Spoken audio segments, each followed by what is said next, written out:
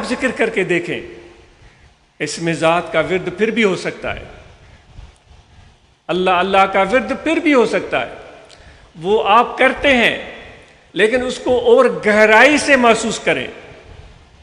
کہ کس طرح یہ دل کے اندر اللہ تعالیٰ کے ذکر کی ضربیں لگتی ہیں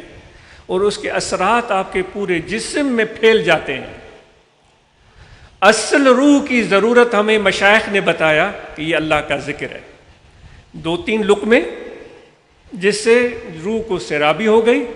اور پھر اس کے بعد جب آپ نے ذکر کیا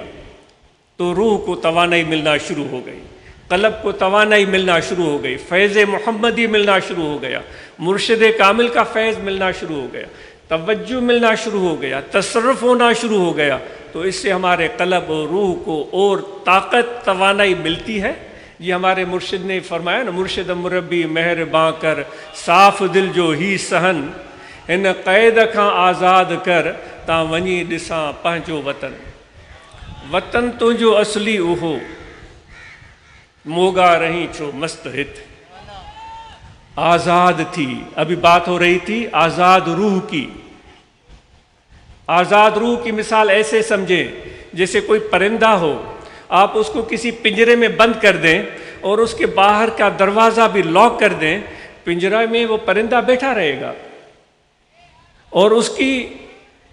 کے پر بھی موجود ہوں گے، پر میں طاقت بھی موجود ہے، وہ پھڑائے گا بھی صحیح لیکن اڑ نہیں پائے گا،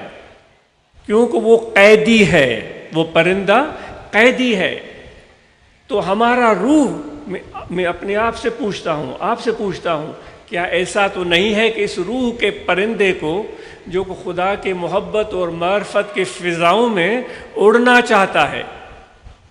اپنے پر بکھیر کر منزل پر منزل طے کرنا چاہتا ہے؟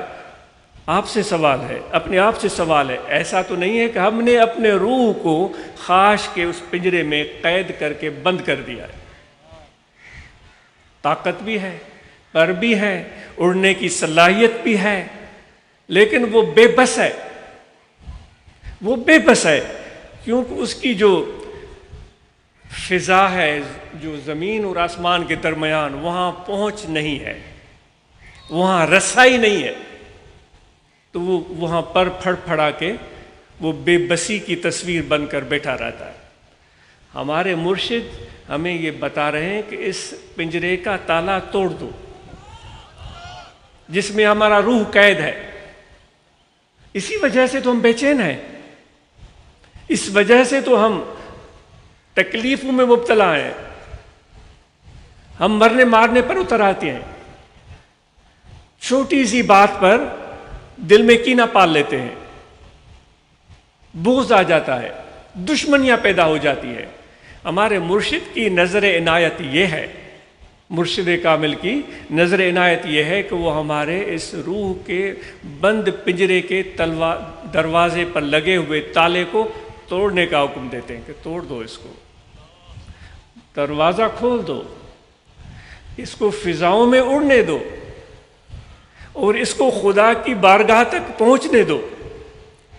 وہ کسی شاعر نے کہا ہے کہ مور مسکی ہوس داشت کہ باقا برسم دست بر پائے کبوتر زد و ناگاہ رسید۔ ابوالحسن سنجری کا شعر ہے یا کسی کا شعر ہے واللہ عالم، وہ فرماتے ہیں کہ ایک چیونٹی کی دل میں تمنا ہوئی کہ میں کعبۃ اللہ کی زیارت کروں۔ چیونٹی جو زمین پر پھر رہی ہوتی ہے، معمولی سی جسامت، نہ اس کے پاس پر ہیں نہ بہت بڑے پاؤں، کہ وہ کعبۃ اللہ جو ہزاروں کوس دور ہے وہاں تک پہنچ سکے، لیکن اس کی تمنا پکی تھی، اس کے دل میں محبت سچی تھی۔ تو وہ حسن سنجری رحمۃ اللہ علیہ فرماتے، غالباً ان کا شعر ہے کہ وہاں کبوتر آ کر اترے اور وہ کبوتروں میں سے ایک کبوتر حرم کعبہ کا تھا۔ اس چیونٹی کو پتا چلا کہ یہ عام کبوتر نہیں ہے، اور کبوتر عام ہو سکتے ہیں، یہ کبوتر عام کبوتر نہیں، یہ حرم کعبہ میں رہتا ہے۔ تو وہ فرماتے ہیں کہ اس چیونٹی نے اس کبوتر کے پاؤں کو پکڑ لیا اپنے ہاتھوں سے،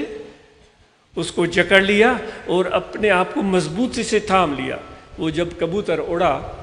تو ہواؤں سے اڑتا ہوا، پہاڑوں کے اوپر سے اڑتا ہوا، دریاؤں کے اوپر سے اڑتا ہوا، سمندروں کے اوپر سے اڑتا ہوا جا کر خانہ کعبہ کے اوپر اترا۔ جب چونٹی کو پتہ چلا تو اس نے اپنے ہاتھ چھوڑے، وہ حیران رہ گئی کہ وہ خانہ کعبہ میں تھی۔ تو وہ چونٹی جس کو پر نہیں تھے، جس کو پاؤں بھی جس کے کمزور تھے، وہ اپنی تمنا اور محبت میں وہ صوفی مثال دے کر سمجھاتا ہے کہ وہ پہنچ گئی کعبۃ اللہ۔ اے میرے بھائی، آپ کو تو خدا نے کس کس نعمتوں سے نوازا ہے، وہ خود کہتا ہے بتاؤ تو صحیح وہ کون سی نعمتیں میں نے تجھ پر کی ہوئی ہیں۔ فَبِأَيِّ آلَاءِ رَبِّكُمَا تُكَذِّبَانِ، کچھ کمی ہے۔ کمی ہے تو ارادے کی، کمی ہے تو نیت کی۔ تو آج ہم یہ نیت کر لیں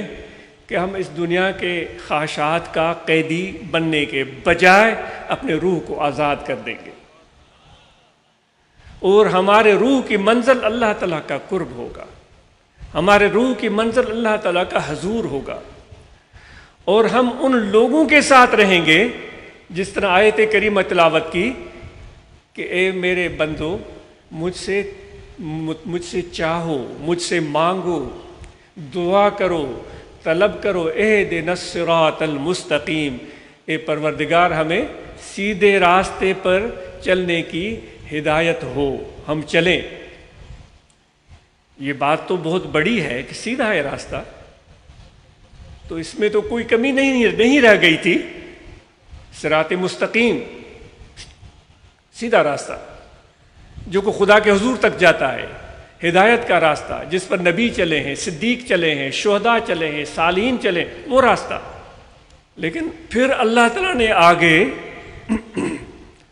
اس کے آگے اور وضاحت فرمائی، صراط الذین انعمت علیہم، وہ راستہ ہم اس راستے پر چلیں یا رب العالمین جس پر وہ لوگ چلے ہیں جن پر تو نے انعام کیا ہے، جو تیرے سچے بندے ہیں، ان کا راستہ۔ تو اگر ہم اپنے روح کو آزاد کرنا چاہتے ہیں تو پھر صراط الذین انعمت علیہم، ان لوگوں کے ساتھ بیٹھیں جنہوں نے اپنے روح کو آزاد کیا ہوا ہے۔ اب ہمیں کیسے پتہ چلے کہ اس بندے نے اپنے روح کو قید نہیں کیا ہوا، وہ خواہش کا مارا ہوا نہیں ہے، اپنی خواہش کا غلام نہیں ہے؟ کیسے پتہ چلے؟ یقین جانیے، آپ بھی تجربہ کریں، آپ بھی اس کا تجربہ کریں۔ جس کی روح آزاد ہوتی ہے اور خدا کی محبت کی منزلیں طے کر رہی ہوتی ہے، جب اس کے ساتھ بیٹھیں گے نا، آپ کو سرور، سکون اور آزادی کا احساس ملے گا۔ آپ کے دل کو ایک اطمینان کی کیفیت مل جائے گی۔ آپ کے دل میں جو خوف اور ڈر تھے، مایوسیاں اور نا امیدیاں تھیں، اس کے بادل چھٹنا شروع ہو جائیں گے۔ یہ ہے علامت اس شخص کی جس کے روح کو آزادی نصیب ہوئی ہے اور ہم اس کے ساتھ بیٹھے ہوئے ہیں۔ تو دوستو، ہم اور آپ جو بھی یہ جماعت نے تنظیمیں بنائی ہیں، ہم آپ نے مل کر بنائی ہیں، جماعت اصلاح المسلمین، روحانی طلبہ جماعت، جمعیہ علماء طاہریہ، ان سب کا مقاصد یہ ہے کہ ہم مل جل کر اس راستے پر چلیں جن پر اللہ نے انعام کیا ہے، وہ چلے ہیں۔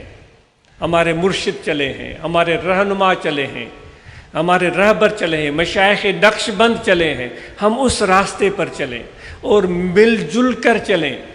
اور منزل کی طرف دیکھ کر چلیں، یقین کے ساتھ چلیں کہ ہمیں اپنی منزل حاصل ہوگی۔ تو آئیے ہم اپنے اس عزم کو،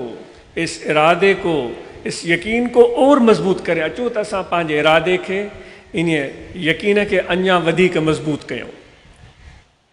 اساں پانچے انہیں جدوجہد کے پیرا کا ودیک